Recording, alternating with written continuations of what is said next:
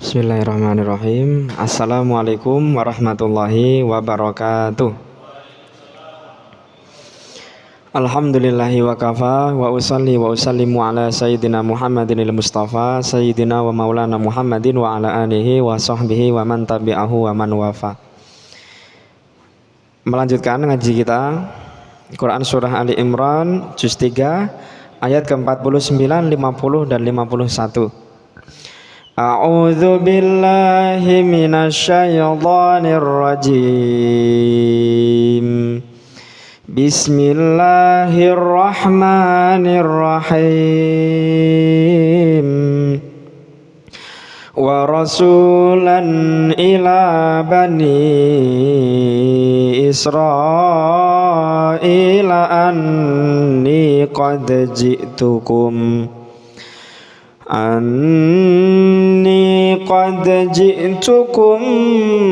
bi ayatin mir rabbikum anni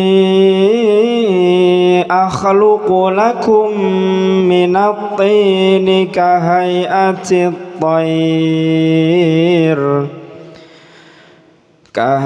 at-tayri fa'anfukhu fihi fayakunu tayran bi'iznillah wa ubri'ul akmaha wal abrasa wa uhyil mauta bi'iznillah wa unabbi'ukum bima ta'kuluna wa ma tadakhiruna fi buyutikum inna fi dzalika laayatan lakum in kuntum mu'minin wa musaddiqan lima baina yadayya minat tawrati wa liuhilla lakum ba'dalladhi hurrima alaykum wa ji'tukum bi ayatin mir rabbikum fattaqullaha wa ati'un innallaha rabbi wa rabbukum fa'buduh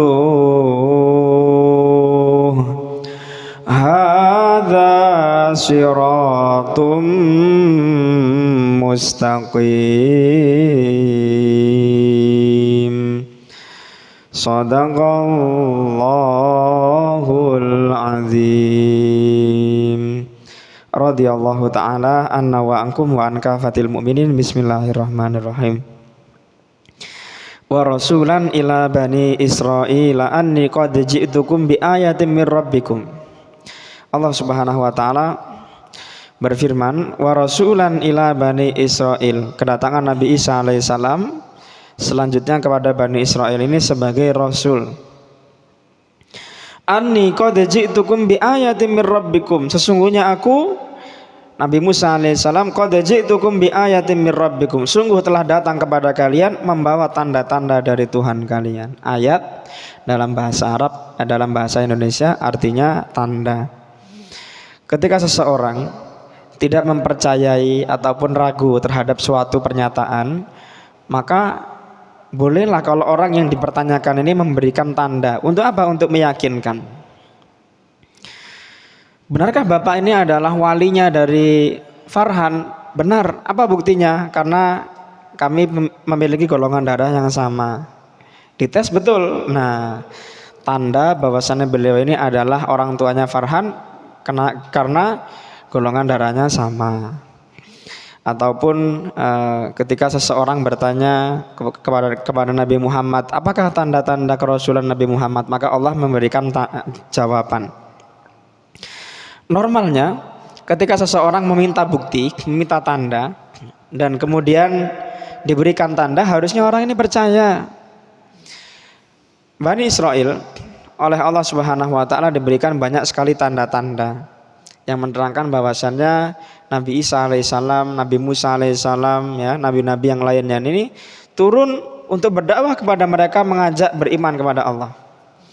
Salah satunya yang kita sudah dengar, ya, kita sudah pelajari di pertemuan kita sebelumnya, ketika Nabi Musa alaihissalam berdakwah kepada Bani Israel, ya. Bahkan Allah Subhanahu wa taala jauh sebelum datangnya Nabi Isa, Allah sudah berikan tanda-tanda dulu kepada Bani Israel. Ya, kejamnya Fir'aun saat itu, yudabbihuna abna'ahum wa yastahyuna nisa'akum. Bahwasana Fir'aun ini saking jahatnya dia ini menyiksa Bani Israel, yudabbihuna abna'akum wa yastahyuna nisa'akum. Anak-anak laki-laki mereka dibunuh, disembelih, wa yastahyuna nisa'akum, dan anak-anak perempuannya dibiarkan seperti itu saja. Kemudian singkat cerita lah, ya, ketika sudah habis, ada yang riwayat mengatakan total dari anak yang sudah dibunuh oleh Fir'aun pada masa itu adalah 80.000 anak. Ada yang bilang 100.000 anak. Banyak sekali anak-anak laki-laki yang dibunuh pada masa itu, sehingga Fir'aun ini kemudian kekurangan pekerja. Karena saat itu masyarakat Egyptian, masyarakat Mesir itu mereka menjadi konglomerat, menjadi bangsawan. Nah, siapa yang jadi babunya? Ya Bani Israel saat itu. Nah, kemudian karena dilihat-lihat lah oleh Fir'aun ini pekerjaannya nggak ada, kurang. Karena anak laki-lakinya sudah dihabiskan, sudah dibunuh oleh dia. Akhirnya Fir'aun ini buat peraturan baru. 1 tahun dibiarkan hidup anak laki-lakinya, 1 tahun kemudian yang lahir pada tahun itu dibunuh. Kebetulan tahun di mana anak laki-laki tidak dibunuh itu lahirlah Nabi Harun alaihissalam. Kemudian di tahun berikutnya lahirlah lagi Nabi Musa alaihissalam. Nah, Nabi Musa alaihissalam dikatakan Musa, ya, namanya diambil dari kata Musa, bahasa Ibrani. Mu artinya air, sa artinya tanaman-tanaman. Ada yang mengatakan dalam riwayat Nabi Musa ini diberikan nama Musa ini dikarenakan sewaktu kecilnya beliau ini dihanyutkan, dihanyutkan di sungai sehingga sampailah di istananya Fir'aun. Nah, sesampainya di istana Fir'aun, ketika diambil oleh istrinya Fir'aun tadi itu, beliau ini nyangkut di keranjangnya, itu nyangkut di satu tanaman-tanaman yang merambat. Nah, tanaman itu disebut dengan sa dalam bahasa Ibrani. Nah, makanya Musa. Kemudian Nabi Musa alaihissalam dirawat oleh istrinya Fir'aun, ya, sampai besar. Kemudian sampailah dicerita di mana Nabi Musa alaihissalam ini berdakwah kepada Fir'aun, ya. Kemudian sudah berdakwah kepadanya, akhirnya Nabi Musa alaihissalam ini menyelamatkan, ya, perintah dari Allah menyelamatkan untuk menyelamatkan Bani Israel. Ketika proses menyelamatkan Bani Israel, Allah berikan tanda yang begitu luar biasa. Apa itu tandanya? Dibelah Laut Merah. Jadi Laut Merah ini mungkin jenengan udah pernah lihat mungkin di YouTube ataupun pernah lihat di gambarnya. Ini mungkin ada mungkin 5 kali lipatnya atau 10 kali lipatnya Sungai Berantas. Dan memang besar, arusnya pun juga sangat besar saat itu. Jadi dinamakan dengan Laut Merah ini bukan tanpa alasan, karena saking luasnya dan derasnya. Setiap kali orang yang melalui di atasnya ini rata-rata akan tenggelam karena ombaknya begitu besar. Walaupun demikian, Allah Subhanahu wa taala membelah Laut Merah ini untuk Nabi Musa dan Bani Israel agar menjadi tanda bahwasanya mereka sudah diselamatkan oleh Allah Subhanahu wa taala. Barang sudah diselamatkan oleh Allah Subhanahu wa taala, ya, Israel ditenggelamkan oleh Allah, ya. Sudah demikian, begitu sudah keluar dari kekejaman Fir'aun, malah mereka menyembah patung anak sapi. Nah, ini dia. Oleh karenanya Allah Subhanahu wa taala tidak bosan memberikan kepada kita penjelasan, memberikan kepada kita keterangan yang Allah berikan dalam surat-surat Al-Baqarah, ya, sekarang surat Ali Imran. Betapa banyak sekali kisah-kisah Bani Israel yang walaupun mereka diberikan tanda oleh Allah, tapi mereka tetap ingkar kepada Allah. Apakah kita nggak pernah seperti itu? Kita ya seperti itu. Tapi nanti pembahasan kita. Dan sebagai apalagi Allah Subhanahu wa taala mengutus Nabi Isa alaihissalam kepada Bani Israel, wa rasulan ila Bani Israel, dan sebagai rasul utusan Allah kepada Bani Israel. Anni qad ji'tukum bi ayatin mir rabbikum, sesungguhnya aku qad ji'tukum bi ayatin mir rabbikum, sungguh telah datang kepada kalian dengan tanda-tanda dari Tuhan kalian. Apa saja tanda-tanda tadi itu? Anni akhluqu lakum minat tini kahayati thair,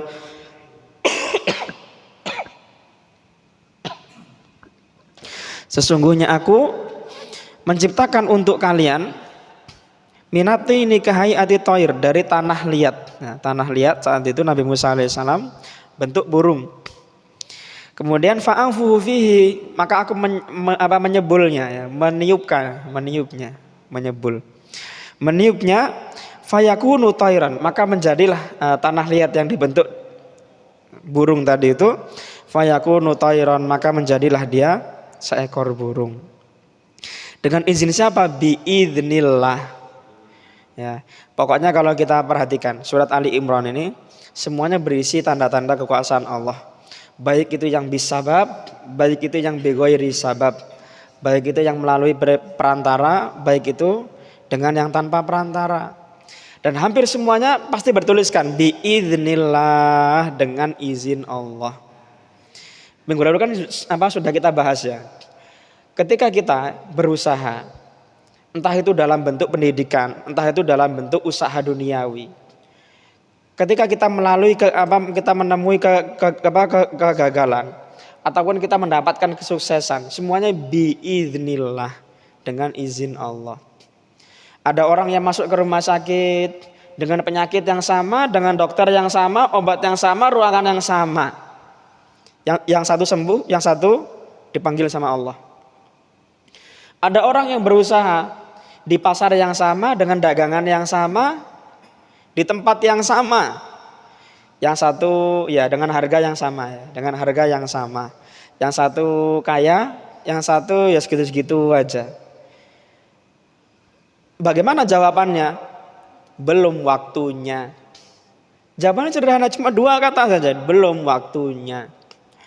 Kalau Allah sudah menghendaki waktunya kamu kaya, Taufikur Rahman, ya sudah, tak kayalah saat itu. Kalau belum waktunya, ya malah berusaha sampai elek juga, gak akan kaya.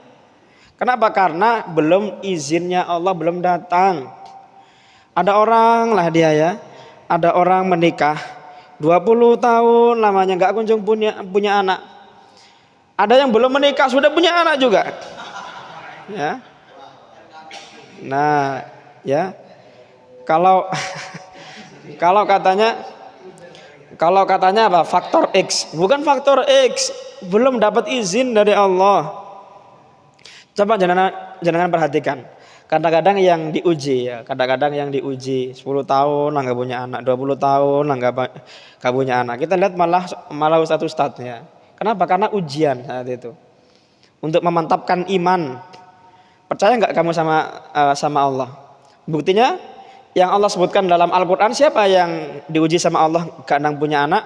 Nabi Zakaria, Nabi Ibrahim, ya. Betapa orang-orang yang taat kepada Allah dengan kholis, dengan ikhlas beliau. Nah itu dia. Maka jawabannya 2, belum waktunya. Kalau sudah waktunya, bahkan tanpa berusaha pun, kalau sudah waktunya bisa. Jangankan untuk memberikan orang yang mau kaya dengan usaha. Bahkan ada anak yang terlahir ke dunia sudah kaya. Saya nggak bilang anaknya artis, pokoknya ada. Ya. Nah itu dia. Makanya betul lah kata Allah. Apa kata Allah? Qulillahumma malikal mulki tu'til mulka man tasya wa tanzi'ul mulka mimman tasya wa tu'izzu man tasya wa tudhillu man tasya, kata Allah. Qulillahumma malikal mulki, katakanlah wahai Muhammad, Allahumma malikal mulki, Tuhan kami Allah Subhanahu wa taala malikal mulki, yang memiliki segala jenis kekuasaan. tu'til mulka man tasya, dia yang memberi, wa tanzi'ul mulka mimman tasya, dia pula yang mencabut pemberiannya. Wa tu'izzu man tasya, dia pula yang memuliakan, wa tudhillu man tasya, dia pula yang menghinakan. Hari ini sombong saya lah ya. Hari ini saya ini orang yang paling kekar, paling kuat di sini, misalnya seperti itu. Ya, pagi dia sombong, sore lah dia sudah ya. jangan terlalu cepat ya, maksudnya sakit misalnya kan. Seperti itu. Inilah yang bisa kita rasakan sehari-hari. Kalaupun kita mendapatkan sesuatu, kita syukuri mumpung ada. Kata Imam Ghazali dalam kitabnya Ihya Ulumuddin, beliau mengatakan yang dinamakan dengan syukur, ya, kembali ke syukur. Tadi kan di awal kan kita bilang ya, ketika Allah menyeru orang-orang beriman, nggak pernah bilang ya ayyuhalladzina amanu dzkuru nikmatallah, nggak pernah bilang seperti itu. Wahai orang-orang beriman, ingatlah nikmat Allah, nggak pernah. Ya ayyuhalladzina amanu udzkurullaha, wahai orang-orang beriman, ingatlah Allah. Kenapa? Karena tingkatan kita bukan lagi bersyukur terhadap nikmat-nikmat yang kecil. Kita sudah beriman sama Allah, kita yakini Allah yang memiliki segala-galanya. Lain dengan Bani Israel, ya Bani Israel adhkuru nikmatiyallati an'amtu alaikum. Wahai Bani Israel, ingatlah nikmat yang aku berikan kepada kalian. Karena masih tahapnya belum lagi beriman mereka. Tujuannya diingatkan nikmat Allah agar mereka beriman kepada Allah. Lah kalau kita sudah beriman sama Allah, ngapain lagi turun grade-nya? Ya, kalau kata orang-orang zaman sekarang ya downgrade, malah turun ke bawah malahan. Ya, harus di-upgrade. Nah itu dia. Makanya sebagai orang beriman sudah bukan lagi wilayah kita lupa sama Allah, sombong, takabur, ria. Nah itu dia. Sudah waktunya kita naik, di-upgrade lagi keimanannya, cara berpikirnya. Kadang-kadang yang membuat berat hidup di dunia ini bukan karena masalahnya, tapi karena cara berpikirnya yang salah. Kalau kita mendapatkan ujian, seolah-olah kita lah yang paling teraniaya. Ya Allah, kok saya sih ya Allah yang harus dapat ujian ya Allah. Gak ridho sama ketentuan Allah. Makanya ada kalimat raditu billahi robba. Aku ridho kepada Allah. Ridho ini bukan kok sama seperti ridho kita terhadap anak, ridho kita sebagai kepada istri, tidak. Ketika kita mengatakan raditu billahi robba, ya, ridho dalam bahasa Arab ini artinya menyamakan kehendak kita dengan kehendak orang yang kita ridhoi. Kalau Allah sudah pengen gitu kepada kita, ya kita terima. Artinya itu yang terbaik dari Allah untuk kita. Ini yang dinamakan dengan ridho. Salah satu kunci agar kita terhindar dari sifat marah ini harus banyak-banyak ridho. Ya Allah, alhamdulillah hari ini Engkau masih berikan saya kenikmatan yang luar biasa. Ya. Kalau kita hitung-hitung Bapak-bapak sekalian, kita ini udah jadi orang yang paling kaya di dunia ini. Ya, orang-orang di luar sana itu ya mungkin tidak terlepas dari yang melihat juga ya.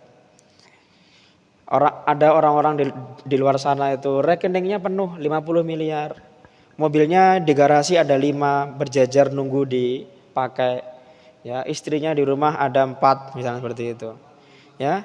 Tapi orangnya di mana? Di rumah sakit, pasang infus. Kata dokter, "Pak, waktu jenengan tinggal 2 bulan lagi di dunia ini." Nah, makan bakso nggak bisa, ya, makan soto nggak bisa, tengkleng nggak bisa. Jenengan, walaupun dikata rekening tinggal 50.000, ya kan, dompet tinggal 2.000, ya. Tapi alhamdulillah makan bakso bebas, ya, makan soto bebas. Nah itu dia, bernafas tanpa takut sakit, tanpa khawatir sakit dadanya. Ada juga yang saudara-saudara kita ya, yang mereka masih lagi misalnya tanggal 12. Kebayang-bayang nanti tanggal 23 harus cuci darah lagi ya setiap bulan. Kasihan. Ada yang setiap bulan ya, bulanan beli tabung oksigen. Ada juga yang setiap bulan jadwal kontrol ke Singapura. Tiketnya sendiri mungkin sampai 200 juta sama biaya perjalanannya. Kalau kita hitung-hitung kita ini udah kaya banget. Kaya banget. Kita ini ya ginjal ya sehat ya. Ya ususnya sehat, jantungnya sehat, paru-paru alhamdulillah. Ya. Walaupun rata-rata sesek didik gara-gara mikir nakai utang ya. Tetap kita syukuri. Kita syukuri nikmat-nikmat Allah yang sudah diberikan kepada kita. Nikmat utang pun ya kita syukuri, tapi ya jangan diterusno ya. Kalau sudah pernah punya utang ya jangan dilanjut no ya. Apalagi di sahur ya. Apalagi kalau boleh ya hindari perkara-perkara riba. Pernah atau kita bilang riba itu memutuskan barokah. Kalau sudah kita rajin riba, hilanglah barokah dari hidup kita. Nauzubillah. Ya, kalau sudah barokah hilang itu pasti kerasa nanti. Yang sebelumnya melihat suatu kenikmatan dari Allah, ya senang, bahagia, lama-lama syukurnya dulu yang hilang. Bahkan di dalam Al-Quran itu salah satu misi setan yang pertama kali dijalankan untuk manusia, untuk membujuk manusia, untuk menghinakan manusia itu pertama kali yang dicabut adalah rasa syukurnya dulu. Di dalam Quran surat Al-A'raf ya. Faqali lama tashkurun, maka akan sedikit sekali kamu akan temui mereka orang-orang yang beriman itu orang yang bersyukur. Pertama kali dicabut ini adalah rasa syukurnya dulu. Ya, kita lupa kalau kita ini sampai sekarang sehat ini merupakan kenikmatan dari Allah. Ya, kita lupa bahwasanya istri yang diberikan kepada kita ini merupakan istri yang terbaik dari Allah langsung. Jangan dikira yang yang kanan kiri ditampeli koyo ya, bau-bau balsem gitu itu ya. Itu semua datang dari Allah. Ya, ada yang beberapa kasus kita temukan ya. Bahkan satu orang laki-laki ini kalau kita lihat di KUA menikah ini sampai 7 kali. Ada yang sampai 6 kali. Perempuan pun sama seperti itu, ada yang sampai 8 kali. Ada yang sampai 6 kali. Ya. Kita syukuri apa yang kita miliki, alhamdulillah ya Allah, ya. Terus juga mumpung sampai di sini tausiahnya ya, mumpung sampai di sini juga mungkin hanya sekedar meluruskan. Kita bedakan antara poligami dan selingkuh ya. Jadi selingkuh dan poligami ini mungkin secara kasar mata itu mungkin sama, tapi beda. Ketika Allah mensyariatkan poligami ini fungsinya untuk memakmurkan janda, memakmurkan, bukan untuk memenuhi hawa nafsu manusia. Ya. Kalau kita lihat salah satu nabi yang melakukan poligami siapa? Nabi Ibrahim. Nabi Ibrahim ini ketika ingin melakukan poligami atas persetujuan istrinya satu. Yang kedua, yang dinikahi adalah seorang budak hamba sahaya. Ya, bukan janda anak satu umurnya masih 28 tahun masih ya.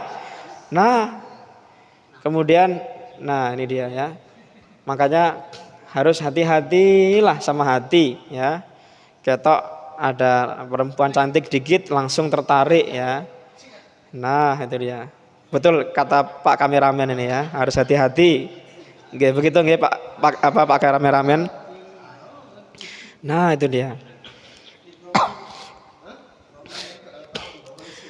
Anni akhluqu lakum minatini kahayati thairi. Aku menciptakan bagi kalian dari tanah. Aku bentuk dia seperti burung dan maka aku tiupkan tanah liat tadi itu, maka dia menjadi burung. Dengan izin Allah, ya. Mohon jangan dilupakan ayat-ayat yang ada tulisan biiznillahnya untuk menambah keyakinan kita. Wa ubriul akmaha wal abrasa wa uhyil mauta biidznillah. Apalagi tanda yang Allah Subhanahu wa taala berikan kepada Nabi Isa, wa ubrihul akmaha wal abrasa, dan aku menyembuhkan orang yang buta dan orang yang kena penyakit lepra. Lepra itu bahasa lainnya kista ya. Kista, penyakit kulit. Memang rata-rata penyakit kista ini kalau jenengan lihat di penelitian, normalnya manusia ini memiliki ketahanan 95% terhadap penyakit kista. Artinya penyakit kista ini hanya mengenai orang-orang tertentu saja. Kalau jenengan perhatikan. Dan sejarah orang-orang yang terkena penyakit kista pada zaman dahulu ini rata-rata orang-orang yang melakukan kesalahan, melakukan keburukan. Maka Allah menghukum mereka dengan penyakit kista. Pada zaman Nabi Musa alaihissalam belum ditemukan penyembuhan untuk orang yang buta dan orang yang kena penyakit lepra ataupun kista tadi itu. Tapi walaupun demikian, untuk menjadi tanda bagi orang-orang Bani Israel, maka Allah memberikan kuasa kepada Nabi Musa untuk menyembuhkan. Astagfirullahaladzim. Nabi Isa alaihissalam untuk menyembuhkan orang-orang yang kena penyakit buta dan kista. Ya. Dalam biidznillah ya tentunya. Wa uhyil mauta biidznillah. Dan aku juga dan aku juga menghidupkan kembali orang yang sudah mati. Tentu saja biidznillah. Wa unabbiukum bima ta'kuluna wa ma tadahhiruna fi buyutikum. Apalagi tanda yang Allah Subhanahu wa taala berikan kepada Nabi Musa untuk kaumnya. Wa unabbiukum bima ta'kuluna fi buyutikum. Aku juga bisa memberitahukan kepada kalian Bani Israel terhadap makanan-makanan apa yang kalian sembunyikan di dalam rumah. Ya. Ya, misalnya si A, ya, di rumahnya kamu menyembunyikan singkong.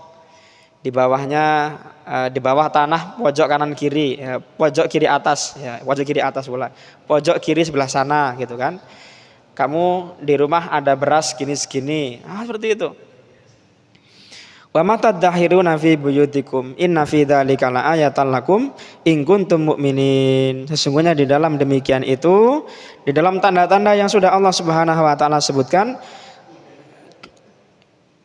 inna fi dzalika laayatan lakum, sesungguhnya menjadi tanda jika kalian ini adalah orang-orang yang beriman. Dan sebagai apa lagi Allah Subhanahu wa taala utus Nabi Isa alaihissalam wa musaddiqan, dan sebagai yang membenarkan lima baina yadayya minat Taurat, bagi apa yang sudah ada di antara kedua tangannya berupa Taurat. Wa li uhilla lakum ba'dal ladzi hurrima alaikum, dan supaya kami menghalalkan kembali apa yang bagi kalian. Jadi ketika Nabi Isa alaihissalam Allah Subhanahu wa taala utus sebagai rasul untuk Bani Israel, maka ada beberapa yang sebelumnya diharamkan dan pada zaman Nabi Isa alaihissalam dihalalkan kembali. Ya. Untuk penjelasannya mungkin saya belum menemukan yang konkret yang jelas. Ya. Mungkin salah satunya ini hukuman-hukuman yang dulu diberlakukan kepada Bani Israel. Kalau ada orang yang berdosa, maka bagaimana hukumannya? Langsung hukum bunuh diri. Nah, maksudnya bunuh diri ini bukan kok bunuh diri sendiri, tapi dibunuh oleh orang lain. Ya. Nah kemudian misalnya pada zamannya Nabi Musa alaihissalam, ya, kalau pakaian terkena najis maka langsung dipotong. Makanya zaman dahulu kalau jenengan lihat di museum banyak tambalan, bukan karena mereka miskin, tapi karena kalau kena najis harus dipotong. Dan potongannya pun juga bukan kecil-kecil, besar-besar. Nah itu dia. Waji'tukum bi ayatin mir rabbikum, dan aku datang kepada kalian dengan ayat dari Tuhan kalian. Fattaqullaha wa atiun, maka kalian bertakwalah kepada Allah dan taatlah kepadaku. Innallaha rabbi wa rabbukum fa'budu, sesungguhnya Allah rabbi wa rabbukum, Tuhanku dan Tuhan kalian. Fa'budu, maka kalian sembahlah Allah. Hadza shiratum mustaqim, inilah jalan yang lurus. Bapak-bapak yang dirahmati oleh Allah Subhanahu wa taala, ketika kita mendapatkan suatu ayat yang berkenaan dengan umat-umat terdahulu, tandanya Allah Subhanahu wa taala ingin mengingatkan kepada kita untuk mencontoh agar tidak menjadi seperti mereka. Kalau pada zaman dahulu Bani Israel melakukan kemungkaran, tidak taat sama Allah, melakukan kemusyrikan, diberikan kitab malah menyembah anak sapi, patung anak sapi, maka kita pun jangan seperti itu. Kadang-kadang yang dinamakan dengan syirik ini kadang-kadang kerasa, kadang-kadang enggak. Bagaimana salah satu bentuknya syirik ini? Ya, yang mungkin kalau yang kelihatan, ya. Sholat maghrib di masjid, sholat isya di masjid, pulang dari jamaah sholat isya pergi dia ke kuburan, ya, nancapkan keris berdoa. Nah, ini namanya syirik yang kelihatan. Walaupun nyatanya dia beragama Islam, mengucapkan syahadat, tapi masih ada kesyirikan yang dia lakukan. Nah, ini dia. Makanya kalau bolehlah kita ini menjauhkan diri dari syirik, baik itu yang kelihatan, baik itu yang kerasa, baik itu yang nggak kerasa. Yang mungkin kelihatan, yang mungkin nggak masuk akal ya kita hindari, ya. Nanti kalau masuk ke rumah, kemudian jangan langsung ke kamar, ke dapur dulu, biar nanti setan-setannya rontok semua di dapur. Jangan percaya, ya. Cukup kalau mau masuk ke rumah ya kita berdoa. Mau masuk ke masjid berdoa, ya. Keluar dari rumah berdoa. Ini syariatnya Nabi. Kalau masuk ke rumah ya, melangkah dengan kaki kanan, ya. Jangan langsung ke kamar, pergi dulu ke dapur biar setannya rontok-rontok semua. Nah, adalah yang seperti itu juga, ya. Nanti kalau lewat di jalan ketemu sama pohon beringin yang besar, nanti bilang amit ya Mbah. Jangan. Ya. Jangan. Ini namanya syirik namanya. Nah, ini namanya downgrade parah ini ya. Baik. Insyaallah semoga kita semua terhindar dari perilaku syirik, perilaku-perilaku yang tidak diinginkan, tidak diridhai oleh Allah Subhanahu wa taala. Kelak semoga kita semua bisa senantiasa istiqomah beribadah kepada Allah. Semoga tahun 2025 ini membawa perbaikan, kemajuan, ya, perubahan, nggih. Kesejahteraan, begitu nggih? Pak Ridwan nggih? Nggih. Insyaallah kajian kita sampai di sini. Subhana rabbika rabbil izzati amma yasifun, wassalamun alal mursalin, walhamdulillahi rabbil alamin. Al-Fatihah.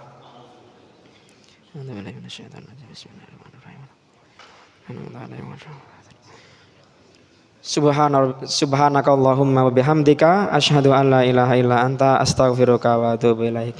Wassalamualaikum warahmatullahi wabarakatuh.